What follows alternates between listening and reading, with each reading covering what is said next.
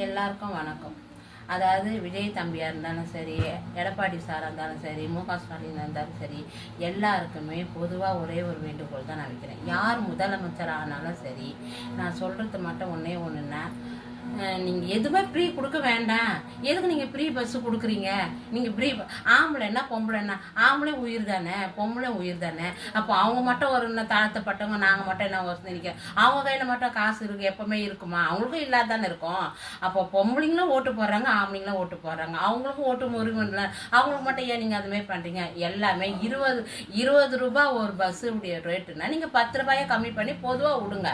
அது போதும். அது ஃப்ரீ பஸ்ஸுன்றீங்க. 10 பஸ் டீலக்ஸ் வரும், 11வது பஸ் தான் ஃப்ரீ பஸ் வரும். அந்த டைமுக்கு எங்களால் போய் சேரவும் முடியாது. 2000 ரூபாய் கொடுக்குறேன்னு ரேஷன் கடைக்கு வருங்க, 3 நாள் லீவ் போட்டு டோக்கன் காத்து கிடக்குறோம். அதில் எங்கே காசு போச்சு? 1100 1200 சிலிண்டர் விலை எல்லாம் கம்மி பண்ணிடுங்க. விலை வாங்கத்தே பொதுவாக கம்மி பண்ணிட்டேனாவே எங்கள் காசு எங்கள் கையில் இருக்கும். நாங்கள் சம்பாதித்து எங்களுக்கு போதுமானது. வீட்டு வாடகை ஒரு வருஷம் ஆகி போச்சுன்னா 1000 ரூபாய் ஏற்றுவாங்க, 2000 ரூபாய் ஏற்றுவாங்க, தண்ணி காசுன்னுவாங்க, முறல் எல்லாமே விலைவாசி எங்களால் கொடுக்க முடியல.